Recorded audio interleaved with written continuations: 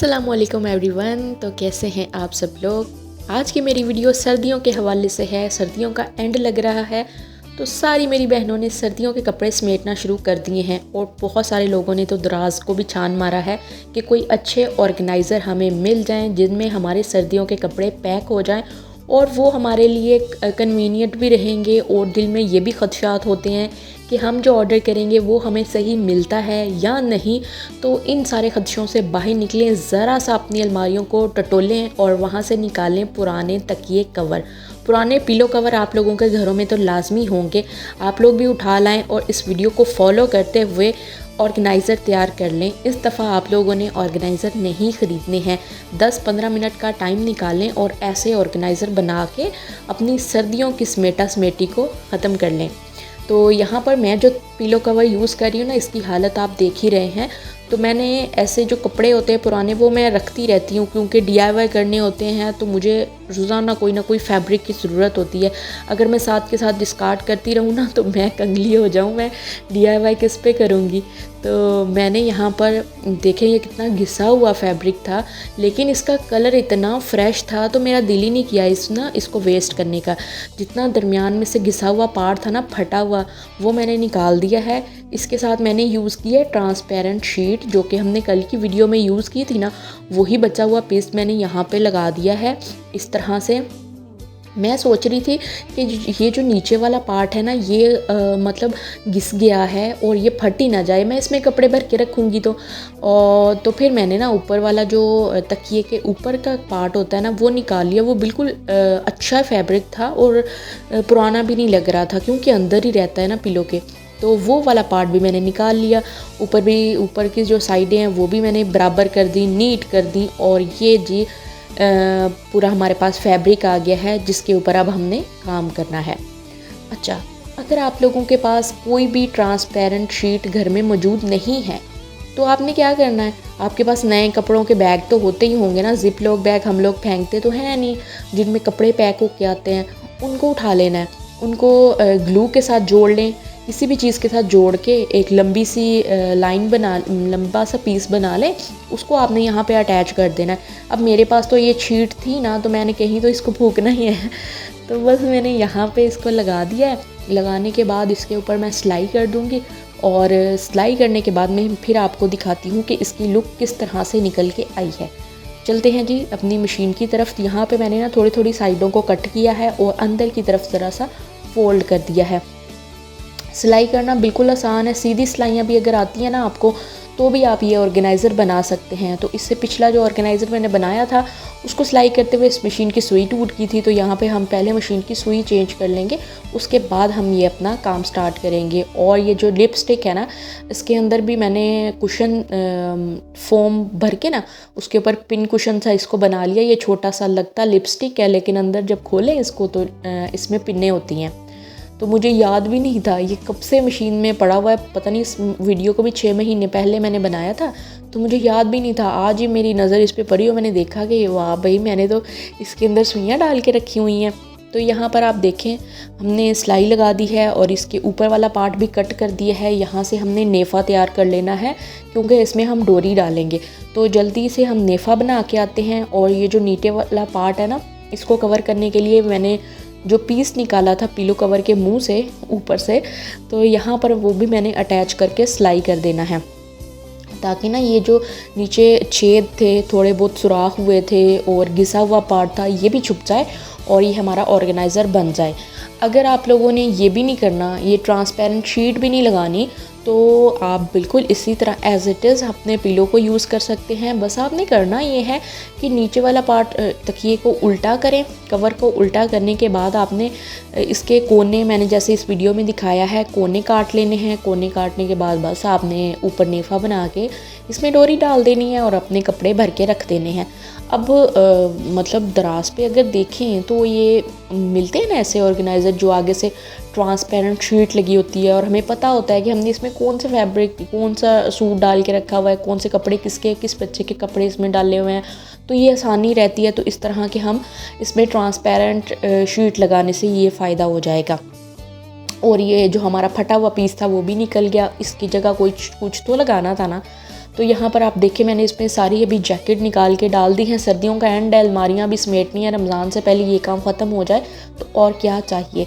मतलब सारे मोटे कपड़े उठा दिए हैं, बारिशों का कोई पता नहीं है। मैंने फ़िलहाल तो इनको बाहर ही रखा है, बाहर पड़ा हुआ भी ये बुरे नहीं लगेंगे, इनके ऊपर मट्टी नहीं लगेगी और मट्टी नहीं पड़ेगी, तो फ़िलहाल ये बाहर ही हैं। अब देखते हैं मौसम कैसा रहता है, फिर इनको हम रख देंगे। तो चलते हैं जी अपने दूसरे ऑर्गेनाइज़र की तरफ। उससे पहले आप लोगों ने वीडियो को लाइक करना नहीं भूलना है। ज़रा सी आपके लाइक करने से हमें बहुत मोटिवेशन मिलती है, हमारी मेहनत वसूल हो जाती है। यहाँ पर मैंने जो फैब्रिक लिया है इसको मैंने बुकरम लगा दिया हुआ है और इसको डबल करेंगे। डबल करते हुए ही मैंने यूज़ करना है। ये हम एक बास्केट से रेडी करेंगे ना, तो आप देखिएगा कि कितनी खूबसूरत लगेगी और आपके ये कितने काम आने वाली है।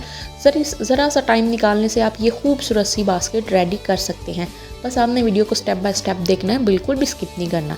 तो यहाँ पर हमने इसका नाप कर लिया है 13 इंच है। मैंने ये चेंज कर दिया था फैब्रिक, ये मुझे छोटा लग रहा था और फिर मैंने इसको कर लिया 16 बाई 16। मतलब लंबाई भी इसकी 16 इंच थी और चौड़ाई भी इसकी 16 इंच थी। तो फिर हमने इसको काट लिया। इसके कोने 4 बाई 4 के हमने बनाने हैं। 4 बाई 4 का एक कोना काटिए, बाकी के 3 कोनों पर यही कोना रख के काट लीजिए। आपके 4 बाई 4 के चारों कोने कट जाएंगे। निशान लगाती रहेंगी, नापती रहेंगी, आगे पीछे हो जाएगा सीन, तो ऐसा कुछ नहीं होगा। बस आपने ये कोने उठा उठा के रखती रहना है और इनको काटती रहना है। इस तरह से फिर आपने जी कोने से कोना मिलाना है और इसको सिलाई कर देना है। अब यहाँ पर हमारी बास्केट बन गई है। अब अगला जो काम है वो इसको सफाई देने का, फिनिशिंग देने का, खूबसूरत बनाने का ही है। बास्केट हमारी रेडी हो गई है, तो इसको अब हम सीधा कर लेते हैं। मज़ीद इसको नीट करने के लिए इसकी सिलाइयों को भी छुपा दें। अगर आपकी मशीन आपका साथ देती है, मेरी मशीन नहीं साथ देती। जब भी मैं ऐसा कोई काम करने बैठूँ, या तो सुई टूट जाती है या फिर वो सिलाई नहीं करती, धागा तोड़ती रहती है, तो मैं इन झंझटों में ही फंसी रहती हूँ।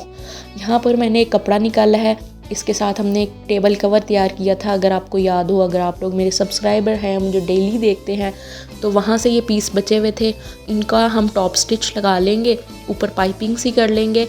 अब ये पाइपिंग करने से पहले आप नेट भी जोड़ सकते हैं।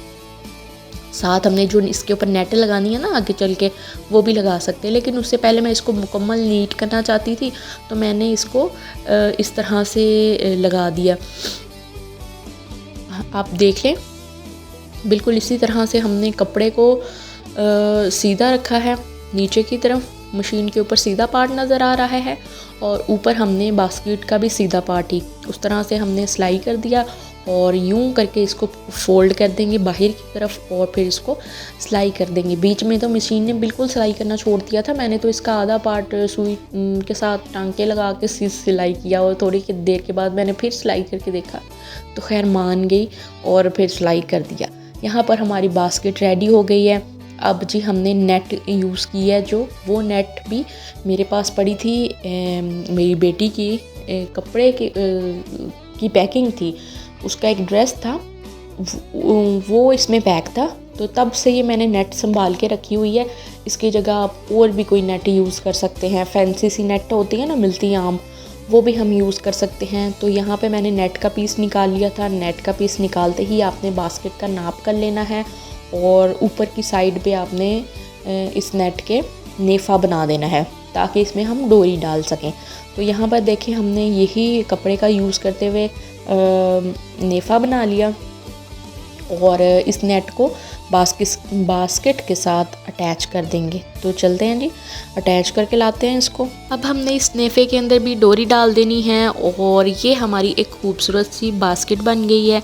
अब चाहें तो इसमें फ्रूट रखें, वेजिटेबल रखें। रूम टेम्परेचर पे जो चीज़ें रखते हैं उनके ऊपर इंसेक्ट भी बैठते हैं, आके मक्खियाँ भी बैठती हैं, छोटे छोटे मच्छर होते हैं, कोई बनाना वगैरह पड़े हुए हों तो उनके ऊपर भी होते हैं। तो ये सारी चीज़ों से जरासीम भी होते हैं। अगर फल खाएंगे तो उनके अंदर जरासीम जाते ही हैं। तो जब बच्चे खाते हैं तो उनको कवर करके रखना है। तो इस तरह से बास्केट तैयार कर लें, ये बुरी भी नहीं लगेंगी। और कहीं डाइनिंग टेबल पे रखें, किचन में रखें, ये बहुत खूबसूरत लगती है। मुझे तो ये बड़ी पसंद आई। अब मैंने ना इसके अंदर ये बास्केट डाल दी और ये मैंने फ्रूट भी डाल दिए इसके अंदर। अभी फ्रूट ख़त्म था तो कुछ इस तरह से ये जी कुछ पुराने लग रहे हैं, 1-2 दिन पुराने हैं केले।